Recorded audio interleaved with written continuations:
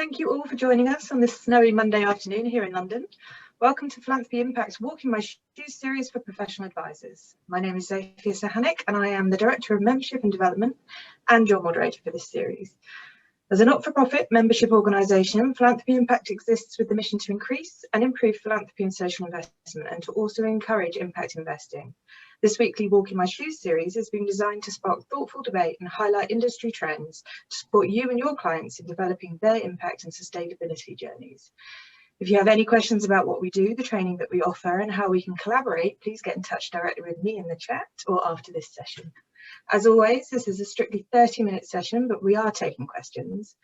We ask that you use the chat function to introduce yourself and have your say, and also pose questions to our panel. Please make sure to add panelists and all attendees if you'd like to interact on the chat and remain respectful to all throughout.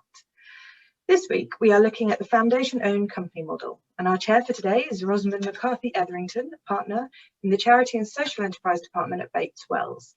And joining Rosamund, we welcome Delphine Bottge from the Academic Fellow Centre for Philanthropy at University of Geneva, and Virginie Seghers, co-founder and president of Prophil. I hope I didn't destroy those names then, sorry. Thank you all for the time and insight today, and I'll hand over now to Rosamund to make us start. Thank you very much. Thank you very much, Sophia, and thank you for your informative introduction. As Sophia said, my name is Rosamund McCarthy Etherington, and I'm a partner at Bates Wells. I also chair the Bates Wells Foundation, which carries out the Stephen Lloyd Awards.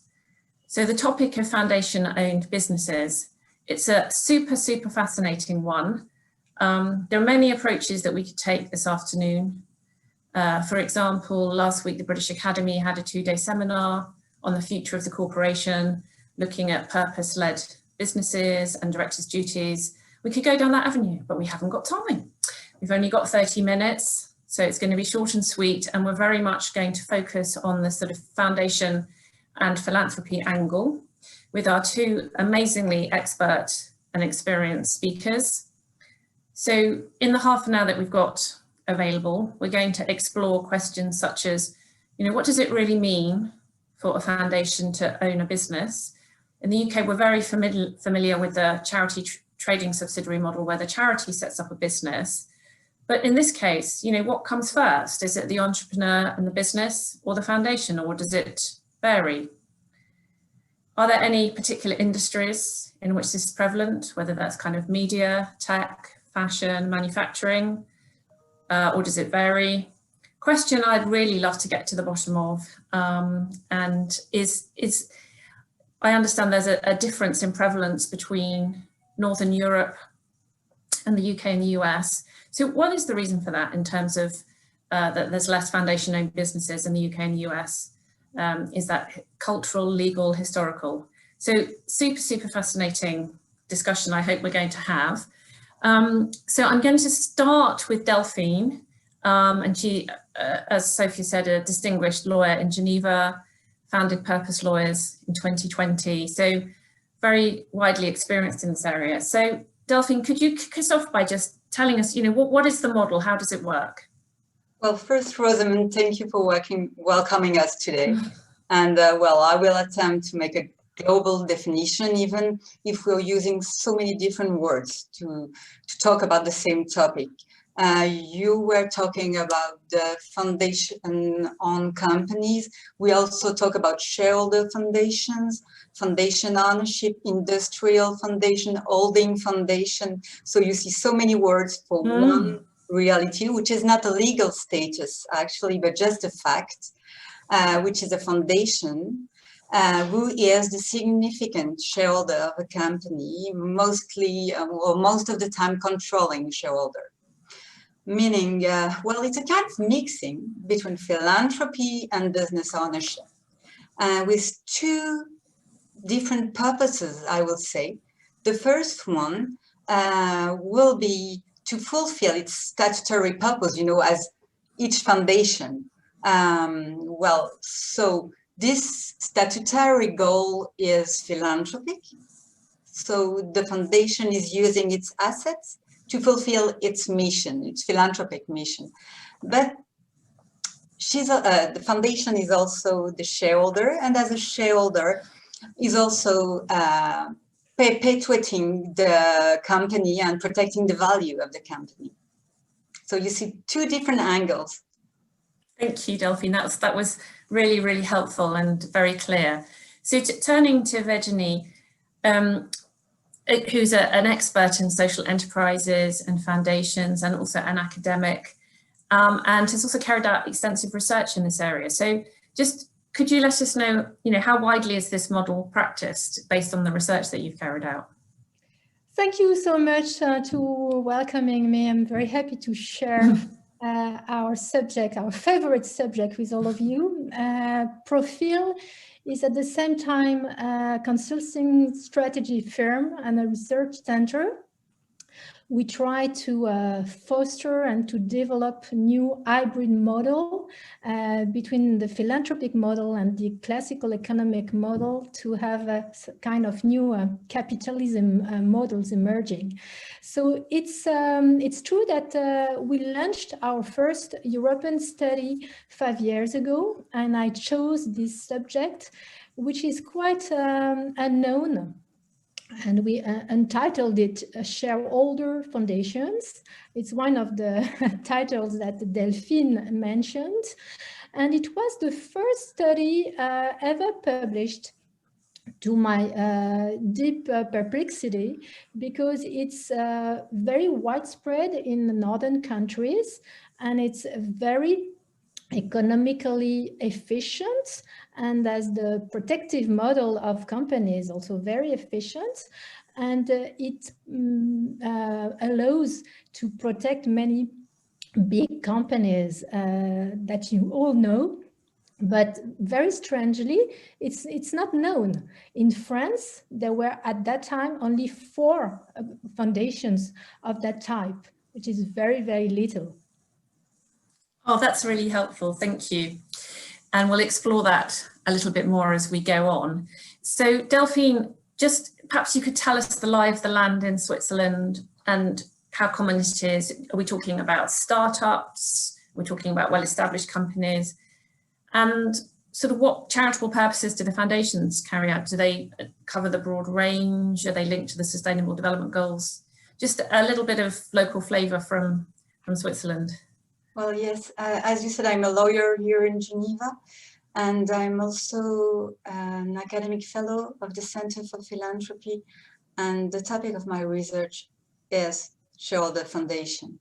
So I tried within my research to see exactly how many foundations, how many shareholder foundations were in Switzerland, and that was quite hard because we know we have a Swiss culture for discretion here, and even if we know how many foundations are in Switzerland, almost 14,000 now, it was quite hard to find how many of them were shareholders because it's not especially written in their statutes.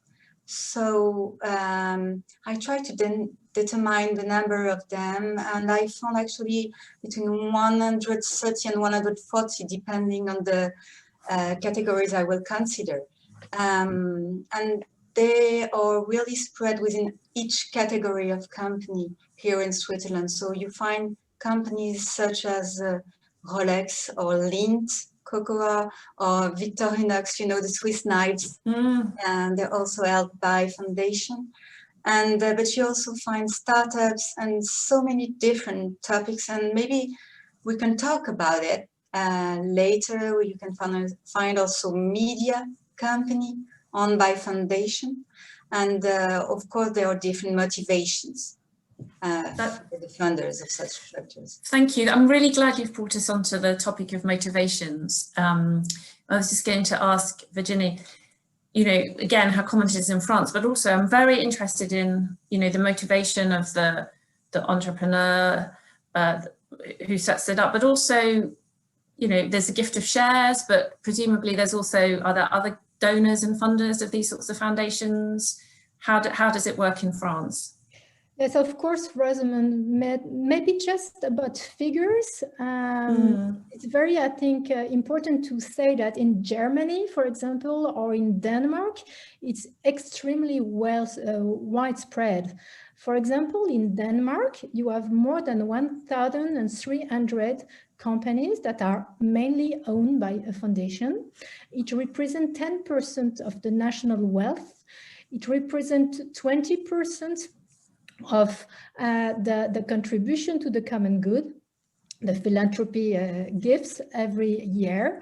And if I tell all the people that are looking at us that more than 50% of the market capitalization at the stock exchange is the fact of companies that are mostly the property of a foundation. It's incredible for all of us. So it's not a very small topic. It's really a structural topic in some European countries. So I come back to your question. The motivations are of different kinds. As Delphine said, it's a very hybrid model. So on one side, you have some philanthropic motivation as a regular foundation. On the other side, you have the fact that some owners of a company will decide to donate their shares to a foundation. Why do they do that? Instead of selling the company or having some heirs taking over. In fact, they decide to do that to protect some values, some family values, to protect the company from hostile takeovers. Also to maintain the capital and the wealth in the country. So it's kind of a patriotism, act of patriotism. And they also have the will to have a very long-term owner of the company to foster a long-range vision of the strategy. So there's really a mix of philanthropy and long-term vision to protect the company. Brilliant. That's really interesting. So sort of lots of different mixed motivations. So Delphine, in your experience, what sort of rights would the foundations have in the businesses or corporations? Are they passive rights or controlling rights, or does it vary, or just, you know, dividends, or, I mean, can they are they prohibited from selling their shares often? You know, what creates the longevity that Virginie was talking about? Yeah, thank you, Rosamund. Maybe let me just go, what you said, Virginie, was, I mean, I completely agree with what you said, but I also see some family governance issue, you know, motivating the founders of such foundations, whether they have heirs or no heirs, or they want to put, I mean, to set up the foundation a bit like as a neutral third party, you know, behind a closed familiar door, and to allow their children to take care of the company with the foundation, because the foundation can be the only shareholder of the company, but it can also be just one shareholder with the heirs of the founder, for example. Regarding your question, Rosamund, we can see different models. Sometimes the foundation will have dividend rights to be able to act on its purpose, I mean, philanthropically. And sometimes they have voting rights too. And especially here in Switzerland, where you cannot completely divide dividends rights and voting rights. In some countries like Germany, I think, Virginie, you were talking about Germany, the Germany model seems to divide those two types and to give the dividend rights to the foundation and to create another structure for the voting rights. So different type of models regarding the different countries. That's really interesting. And just sort of throwing this open, do either of you have any reflections on, you know, the situation in the UK or the US? I mean, from a UK point of view, I can think of very big businesses that were, you know, we have Cadbury's and Rowntree's and Boots and Beecham's that came from a kind of Quaker religious background. And, you know, there are other examples here, the Scott Trust, which is in fact a for-purpose company which owns the Guardian media newspaper. So that's it's not a charitable foundation. We have a foundation called Garfield Weston, which owns a big corporation. So we do have some examples like Charity Bank, but that started off as a charity. So, and we also have a very big tradition here of charities setting up businesses, trading subsidiaries or going into joint ventures. But it's interesting to reflect that we, you know, Virginie was talking about how common it is in Denmark that, you know, we don't have the same prevalence here. So I just wondered if either of you had any reflections on why you think that might be the case, and or it may just be that it's a topic for further discussion, further, you know, research. So let's ask Virginie first.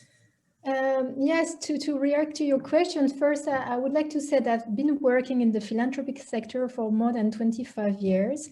And I've worked a lot with Great Britain and United Kingdom. And it's true that you were part of the model with the States, because in France, we were really far behind. And to foster corporate philanthropy and also all kind of fundraising activities, Great Britain was really one of the most impressive models. But on our subject, it's true that we studied mostly Northern European countries. And as I said, we had key interviews with actors and specialists in Germany, in Switzerland, in Denmark, in Norway. But apparently with your trust system, it's not the same. So maybe as a lawyer, Delphine will be explaining the difference. But I would say that even though the model is different, you were also influential to some French companies. For example, in the press area, in the media area, it's true that the model of the Guardian was really what influenced the changing of the model of Mediapart, which is a very influential model and media in France. And they had a lot of exchange with the Guardian. And they managed to create that kind of foundation in France, even though, as you know, it's completely new in France. And we try ourselves to give many consultancies to the pioneers. And Mediapart was one of those. And their model was the Guardian. So I think you already have some very inspiring actors. Thank you. Do you have any reflections, Delphine, on sort of legal or historical or cultural differences in this space?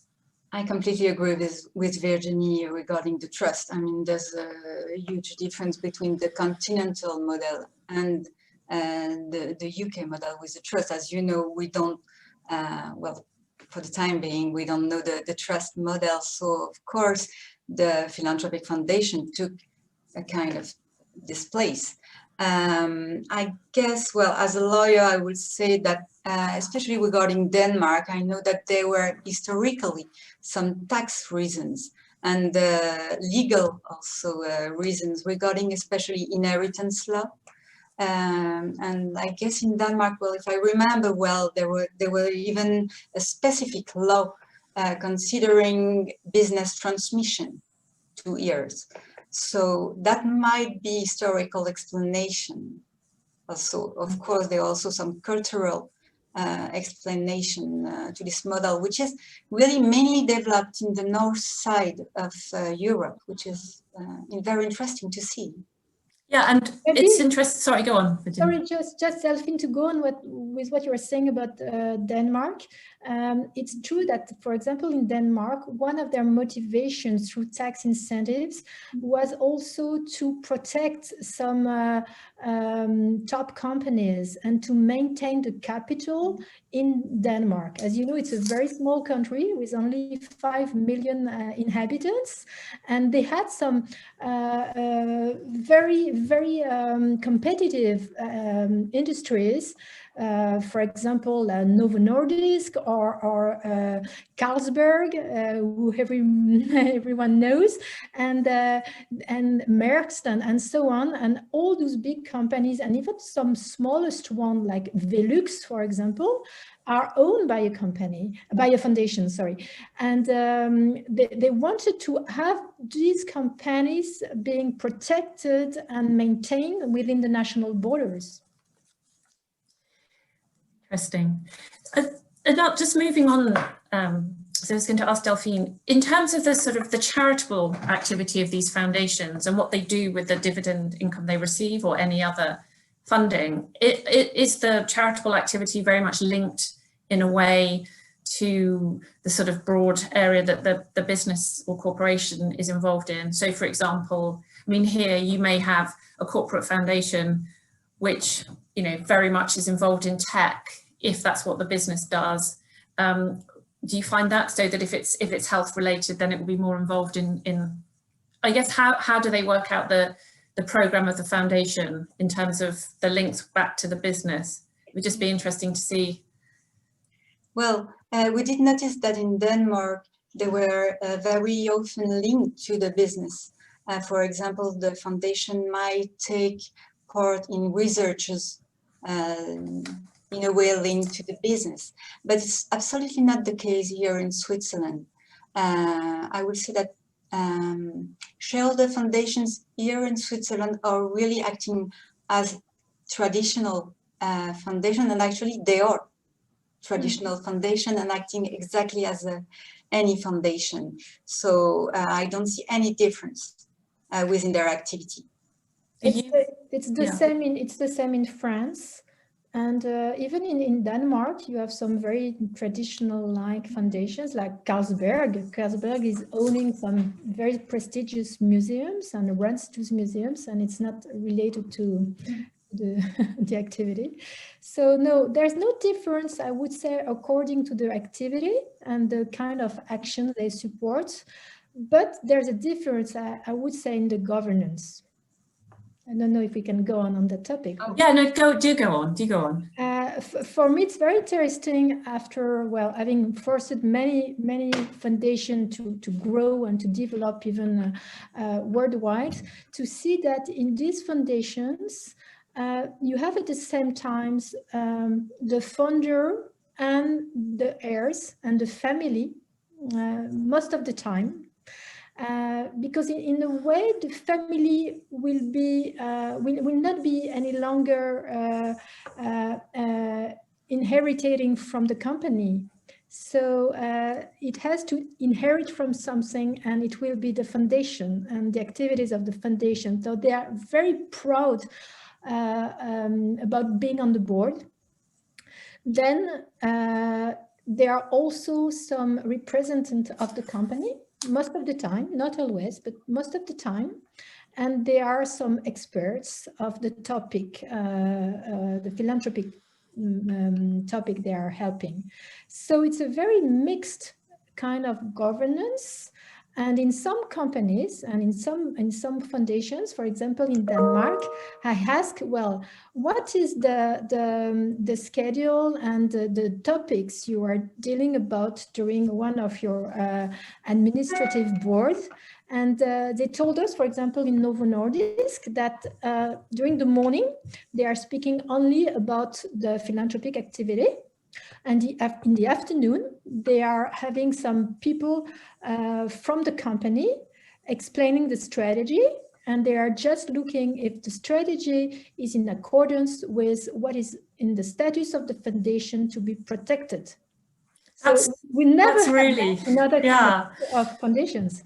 No, that's, and obviously here we have a whole movement of social enterprises and B Corps and community interest companies where the mission is locked into the business and you don't have a separate foundation. And it's interesting to compare and contrast. And I suppose I'm just throwing it out here, Delphine. Do you find, I mean, in terms of maximising shareholder value, does it mean the company can take a longer term view because the foundation is not so sort of hungry for the profits, as it were? I mean, is that one of the benefits? I mean, and I guess for both of you, really, you know, do you think that that's kind of a win-win for everybody, or does it sometimes cause tensions?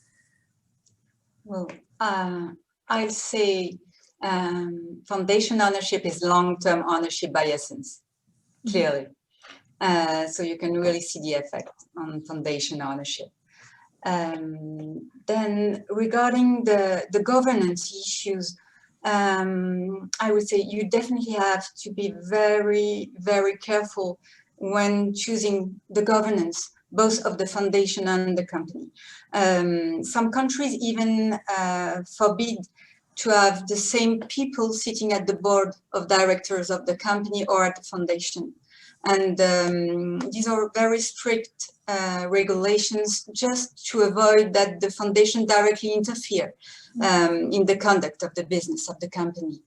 And when you're talking about long-term ownership, when you're talking about governance issue, then you understand that you really need to take time to write the statutes of the foundation when you set the foundation, and to take time thinking about the right governance model you're going to choose, because it's not, you don't have to take the one that you saw and maybe it won't fit you. So really take time to choose the right governance. That's what I would say. Yes, absolutely. You always get the governance right to start with. If you, otherwise you'll end up going down the wrong path. Do you think, Virginie, we'll see more of these sort of models in the future, bearing in mind we have a whole movement in terms of SDGs, ESGs, very much the way the mood is in terms of protecting people and planet, that we may well see sort of roll out of this model? Yes. I think we all try to contribute to the emergence of these new hybrid models. And you have spoken about mission-led companies. Our second European study was on this topic. It was not only European, it was a worldwide study. But coming back to shareholder foundations, we have launched a movement, a dynamic, which is called de facto. It's Dynamique Européenne pour les Fondations Actionnaires, and have the chance to have Delphine in Switzerland as our dear correspondent, and we have other correspondents in other countries. Maybe one day in your country, it would be great. And de facto has already 15 members in France. It's completely new. It's companies that are really changing this model and giving, the owners are giving their parts, their shares to a foundation. And I think that progressively the movement will increase, and we have very many new candidates every month coming and asking for information. And we need, of course, the support of lawyers and all people that are giving consultancies to owners and managers to help fostering the model. Brilliant, excellent. I'd like to see that international collaboration on this really important topic. Thank you. John, I think it's time to come back to you. Okay, thank you very much. I mean, that was absolutely brilliant. And I think we're just touching on the essence of what this is all about. And spending more time comparing the various countries and stuff, I think could be really quite valuable, because there's a lot of lessons to be learned from all this experience. The research that Virginie's been doing, she's going to send it to us and we'll put it on our website, so you'll have access to that. Rosamund, Delphine, Virginie, that was absolutely brilliant. Thank you. So final words of wisdom. Virginie, I'll start with you. Well, I hope we will all get through this crisis and keep our energy to foster all those hybrid models together. Great, thank you. Delphine. Well, if you want to go deeper into this model, we will do another webinar at the Center for Philanthropy in April. here in Geneva, and feel free to join, of course. But I'm really sure that business ownership and philanthropy can mutually enrich one another. And you talked about B Corps, you talked about purpose-led companies, foundation ownership. I mean, we all see that business can and should be a force for good and be linked to philanthropy. Great. Well, I have 6 million more questions for you, Delphine, but I'm going to move on. Thank you. Rosamund, final words to you. Well, thank you both to our distinguished and esteemed panelists for just a fantastic half an hour of erudite discussion and debate. I would just love to see this model rolled out more in the UK. I think it's absolutely wonderful on all sorts of levels. And it would be great if we could see more foundation-owned businesses in the UK. That would be a wonderful outcome. Great, thank you very much. Zofia, over to you. Yeah, thank you all. That was super interesting. That and Delphine's article in our magazine has really helped me to kind of understand it a bit better. So thanks very much. And I look forward to exploring more soon. Thank you everybody for joining us for this session and for your interaction in the chat and your questions. Join us again next week at the same time, where this time we'll be exploring the local community funding model, looking at the relationship between philanthropy and community work. Hope to see you there, and in the meantime, have a great week. Bye everybody. Bye. Thank you. Bye-bye. Bye. Bye.